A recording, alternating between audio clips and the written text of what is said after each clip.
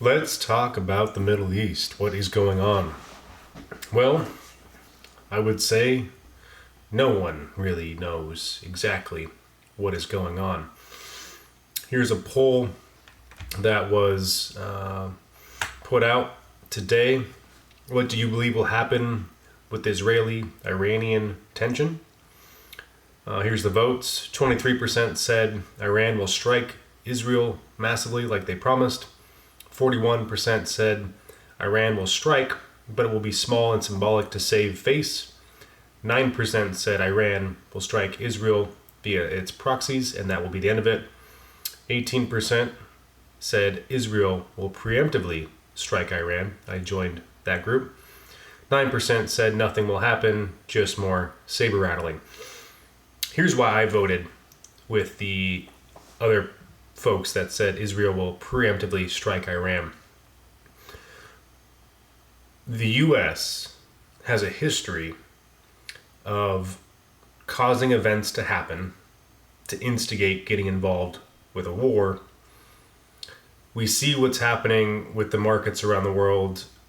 We know, if you don't, we know that we're going to enter an even more severe economic downturn, and the recession is going to accelerate, I think, into the biggest depression ever seen in history.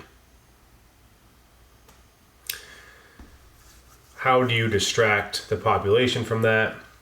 How do you perhaps generate, inspire, incentivize manufacturing, production when you go to war and use the military-industrial complex?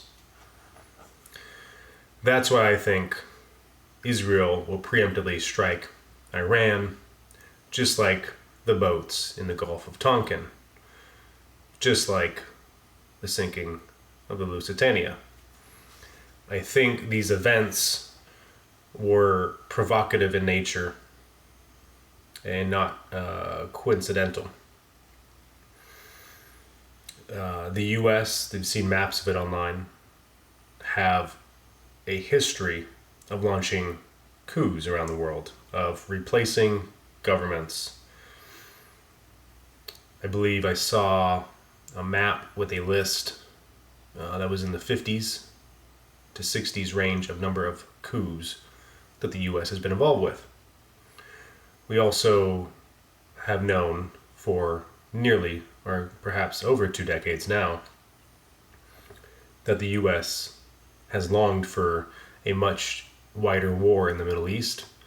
We also know the Middle East is rich in natural resources, and that is not excluded to just oil, but many of the natural resources that are going to be needed to carry into the next technological age and exponential increase in technology.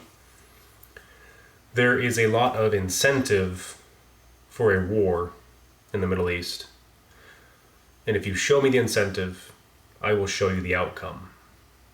That is why I think Israel will preemptively strike Iran. And I will show you some more evidence of that here in a moment. Let's keep reading up. This is news just in moments ago. There are reports of GPS disruptions in Tehran. Iran has warned airlines to find alternative flight routes. One thing in modern warfare, and for the past several decades, going back to the Gulf War, has been to knock out your enemy's vision, or the ability to see you, the ability to communicate. And so I would expect to see just that. There was an attack on Al-Assad Air Base, and from that attack we have reports that several U.S. soldiers have been confirmed to have been injured. Al-Assad Air Base, I believe, is in Iraq. Go ahead and double check me on that and correct me in the comments if that is incorrect. Again, the Gulf of Tonkin incident, American gunboats being attacked after instigating that attack. So here we see something where now we have U.S. lives being lost in the Middle East. As I read through this, you're going to see a lot of confusion, and confusion leads to quote-unquote accidents. The Kremlin has informed Iran of Russia's full support for Iran's upcoming retaliation against Israel. I think it's very important to understand that. We see multiple fronts developing around the world. One very obvious one that's been going on for quite some time now is Ukraine and Russia. We also are very aware of the front in the Middle East, Israel and the surrounding nations. Some more friendly than others, many far more hostile than some. We also have Southeast Asia as a tension point with Russia, China, and the West as well. And here we see another bifurcation of support. Russia supporting Iran. Israel's security and military establishment recommended to the political leadership that Israel shouldn't wait for any action from the axis of resistance and take the initiative before Iran can strike. And here we go. This is one of those key statements. Israel's security and military establishment is recommending to those in political leadership that they should strike first, with the understanding that they 100% expect an attack to occur. And this goes to game theory. If you know that something is going to happen, wink wink, whether or not it's actually going to happen, but if you supposedly know it's going to happen, it is in your interest in game theory to make the first move and get going, because then you get the first mover advantage. Something military tacticians and strategists are very well aware of. Saudi Arabia and Jordan have announced that they will not allow the US, Israel, or Iran to use its airspace in the upcoming retaliation on Israel. Saudi Arabia and Jordan have stated that they will defend their own airspace.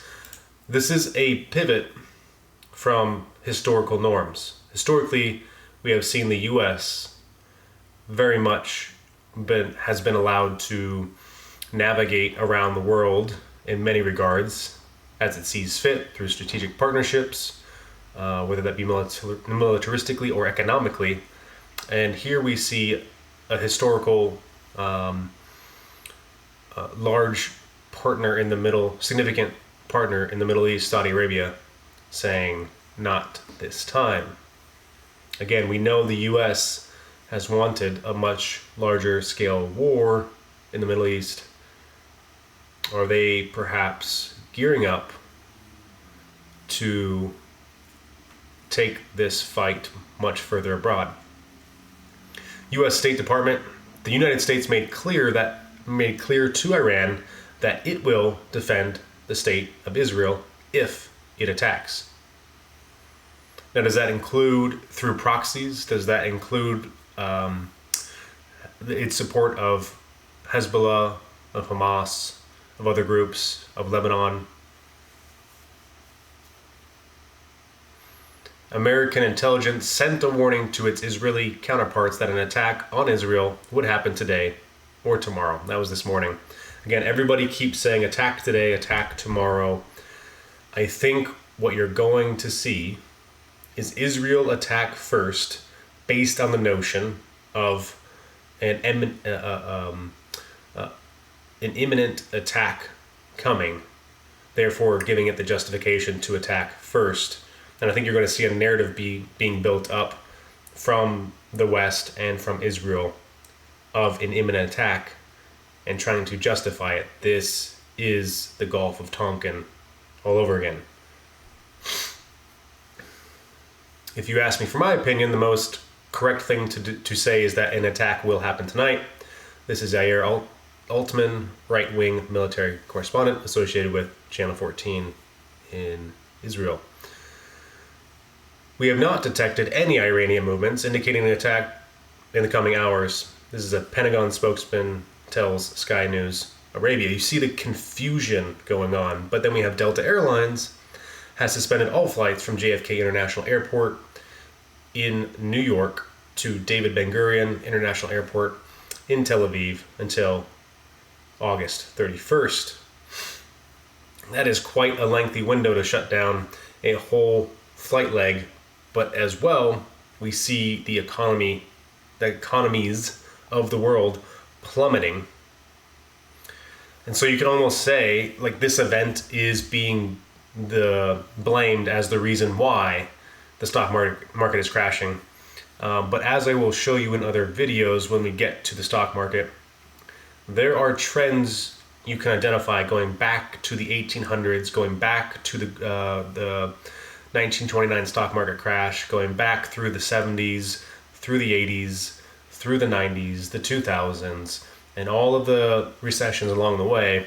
If you look at the stock market in a very specific way that I have never ever seen anybody else look at the stock market in, you can identify some very unique trends. And so I will be going over those and the trend methodology that I've applied in order to precisely identify when markets are going to have significant pivot points.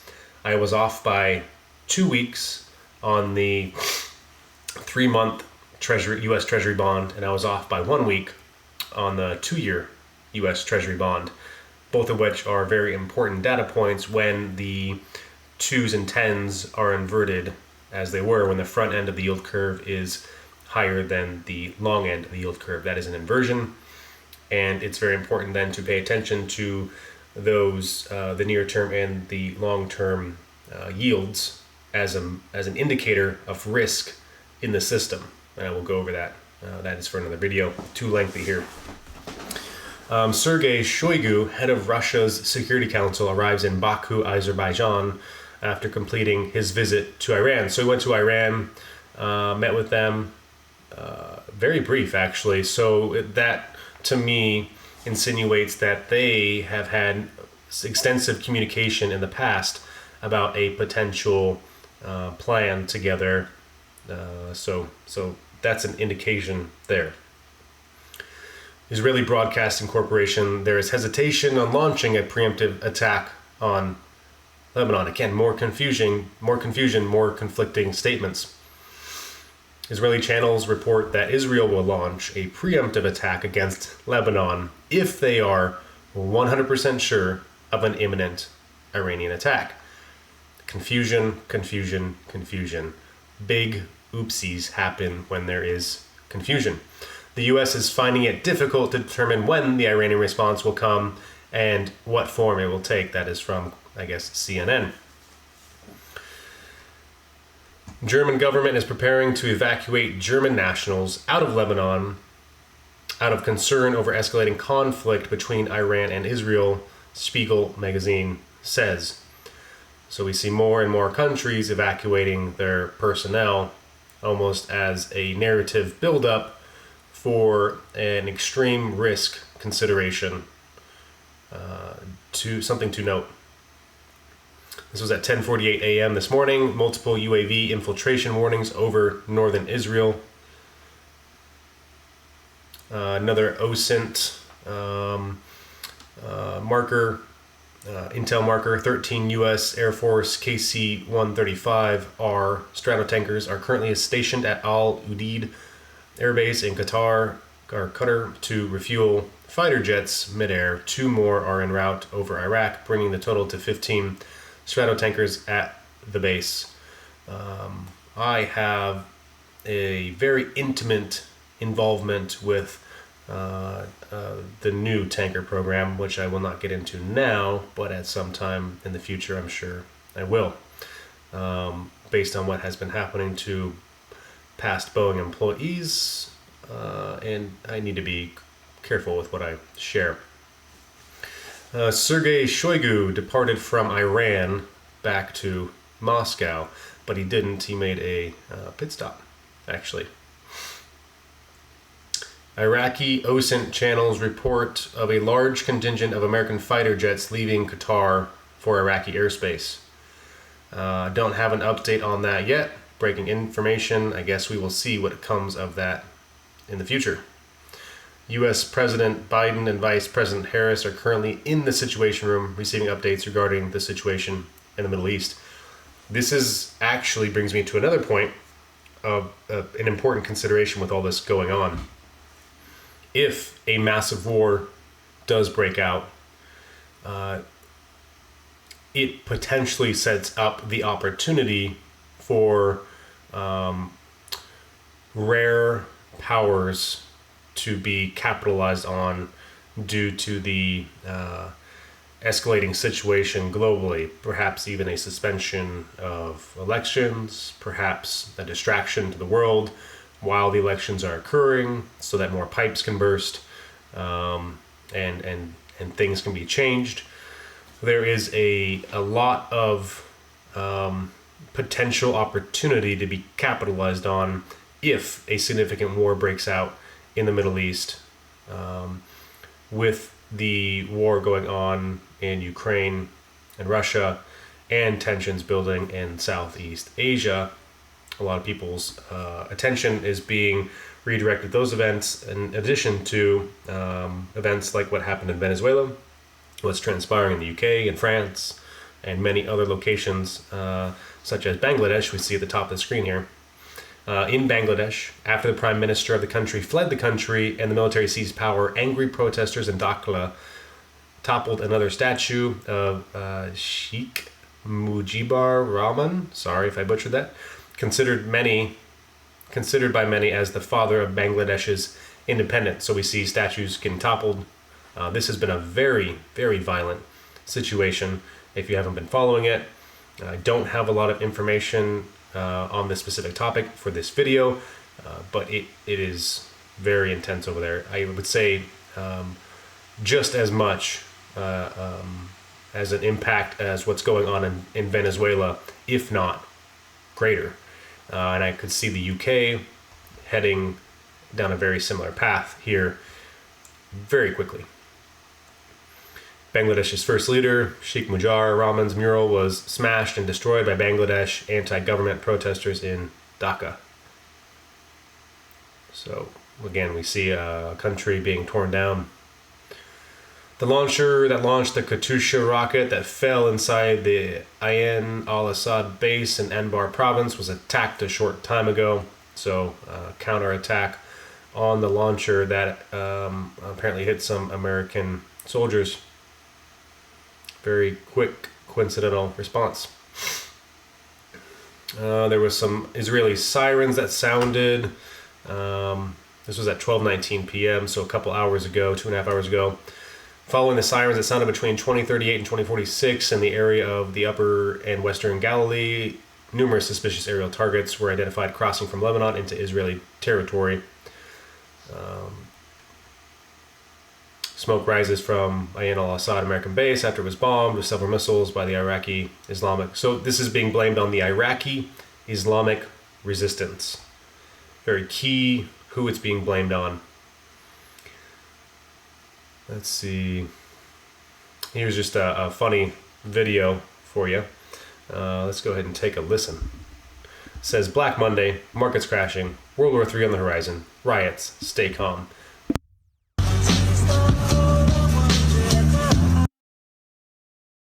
Unfortunately, I can't play that because of copyright stuff, but very interesting video. Sometimes you gotta laugh at how chaotic the world is.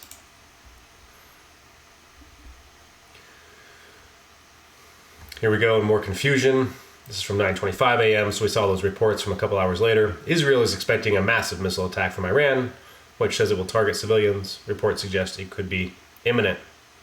Again, if Israel expects a 100% imminent attack, it said it would do stuff. Something to pay attention to. Emergency arms sale to Iran. Alexander Mikheyev, head of Russia's state arms export-import company, arrived in Iran together with General Shoigu. So we see that happening. At the same, I didn't save this post, but I saw it earlier.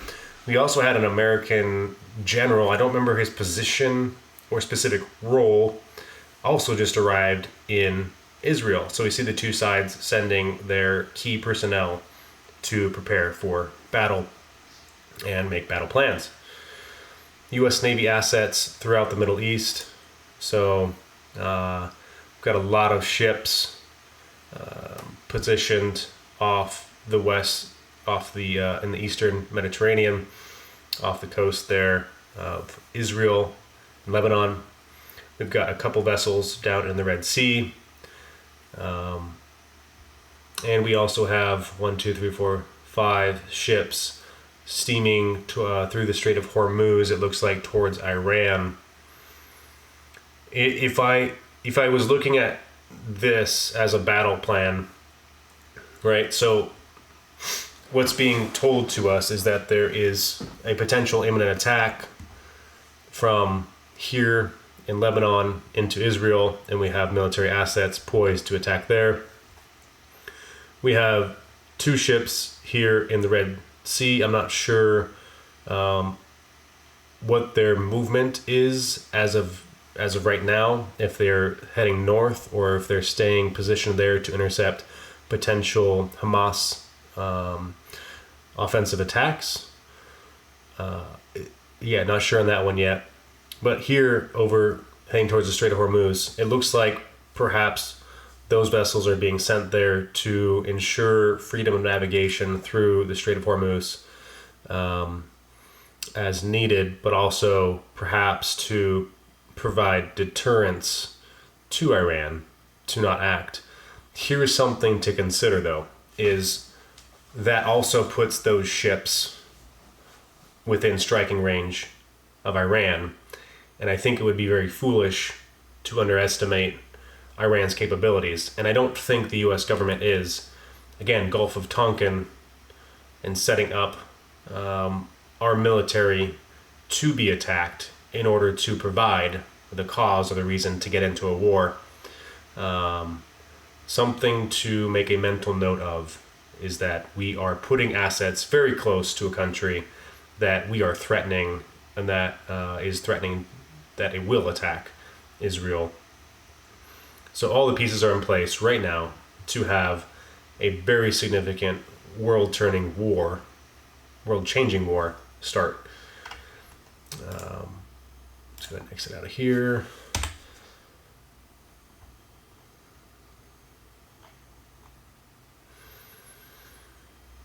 What else do we have here? A video, here we go, of more monuments being torn down in Bangladesh. This is a common theme we see spreading throughout the world, is tearing down statues of leaders.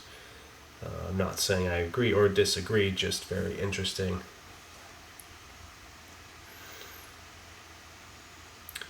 Clashes between security forces and protesters began in the capital of Bangladesh. People broke into the Prime Minister's residence, writes the BBC.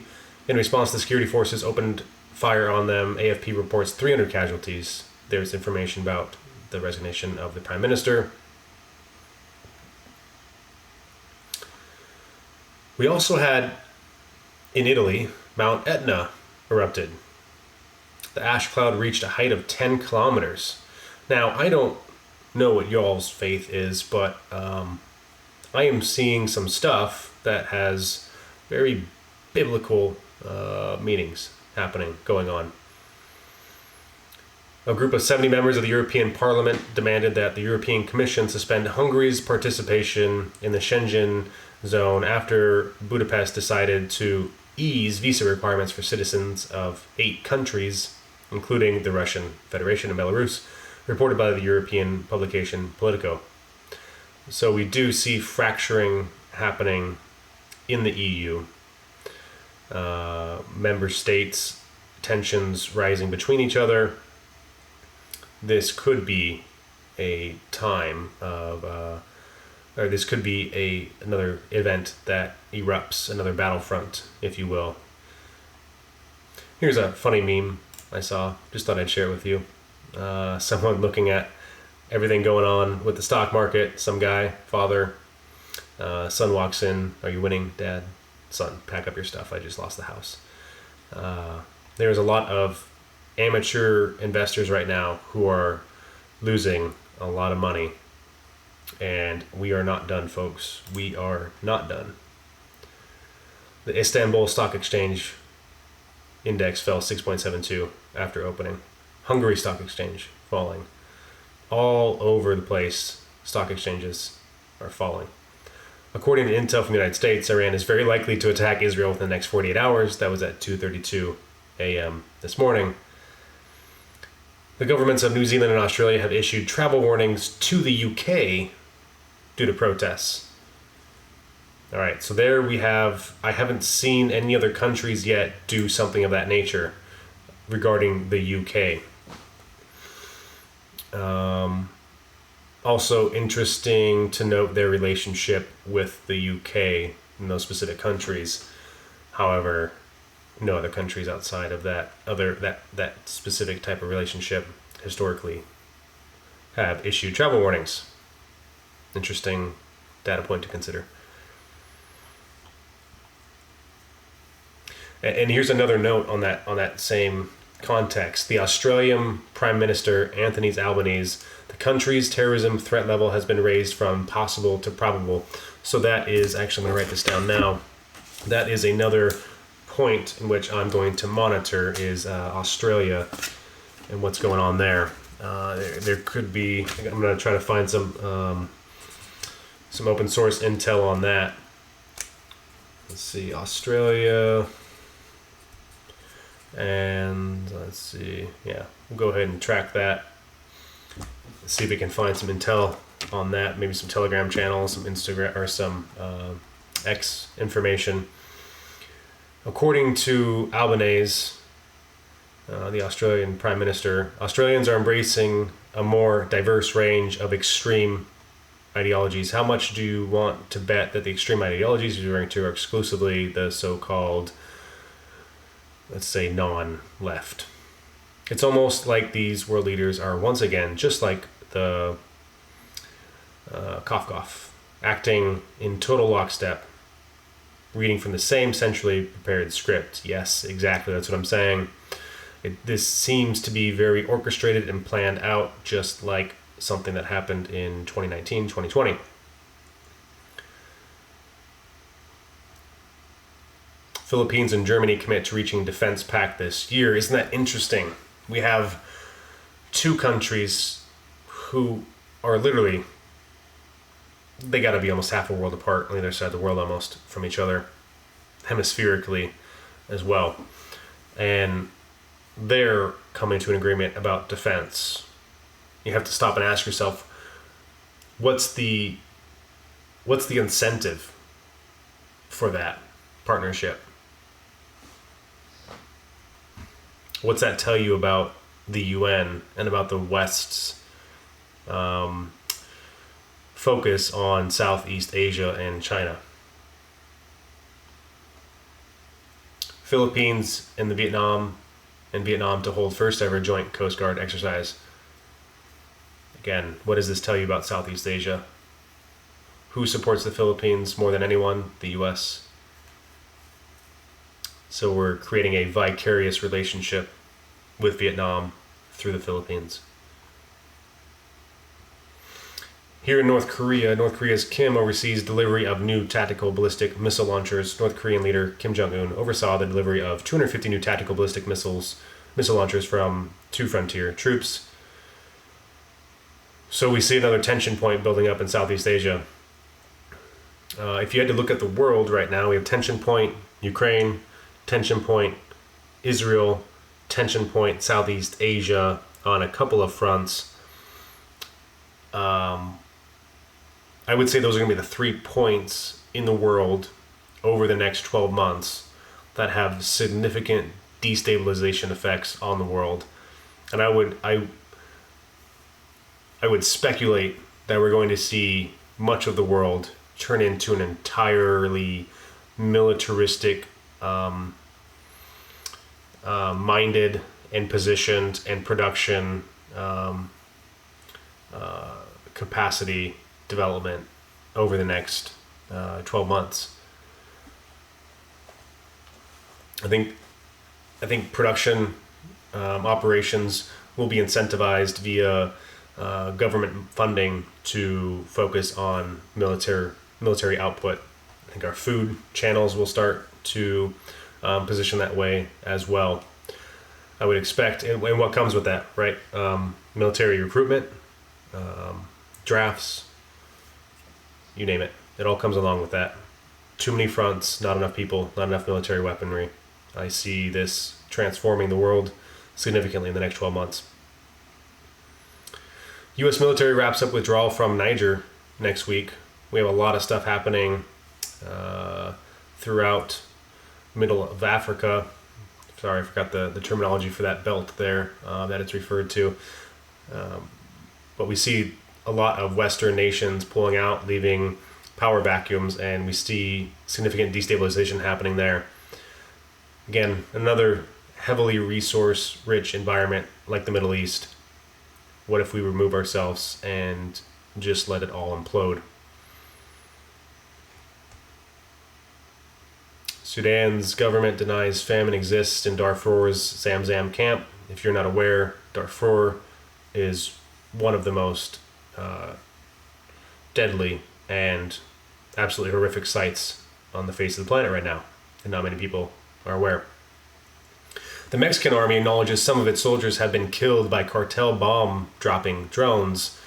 This is for the U.S. folks tuning in. This is something to pay attention to, is we have our own battlefront, and it has not become highly kinetic yet, but I could see a future where it becomes highly kinetic, and it becomes highly kinetic here in the States with sleeper cells as well.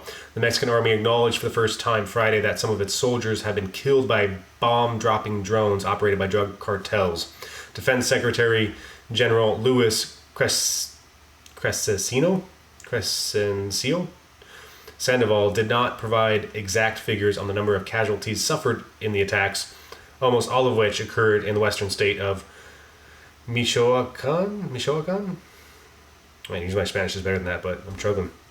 Our personnel have suffered wounds, and some of our troops have even died in the attack, Sandoval said. The army had previously acknowledged that the soldiers had been wounded in Michoacan by improvised explosive devices, or IEDs. The U.S. pauses humanitarian entry program for citizens of 4 countries. The Biden administration said on Friday it had temporarily put a hold on the program that allowed citizens of 4 countries to enter the U.S. on humanitarian grounds while it reviews vetting and screening processes for sponsor applicants. The program allows up to 30,000 people in the United States each month from Cuba, Haiti, Nicaragua, Venezuela, if they have sponsors and meet other conditions, which is strange because you can just walk across the border and nobody will bother you. In fact, you'll get free stuff and things and transportation to wherever you want to go. Let's see more market stuff. More Bangladesh stuff, videos, scenes. It is absolute chaos over there.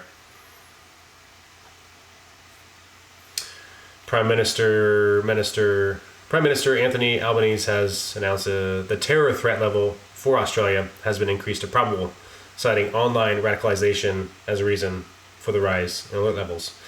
So yeah, I'll have to check it out and see if I can find anything on Australia and what he's talking about. Usually I can find some intel of groups that are planning stuff or would like to see stuff happening. So I'll see what I can dig up. But also on this, just like the speech we saw in the UK the other day, I'm guessing this is in reference to anybody who's not extremely far left being an online radical.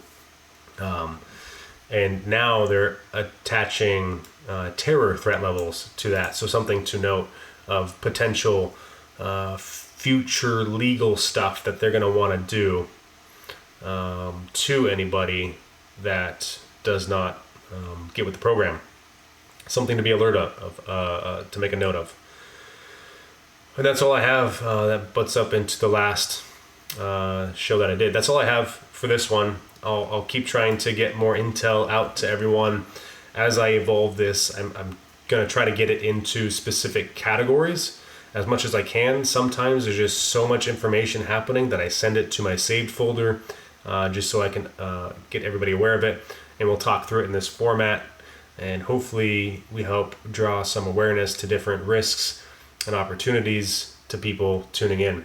Until next time, stay exponentially aware.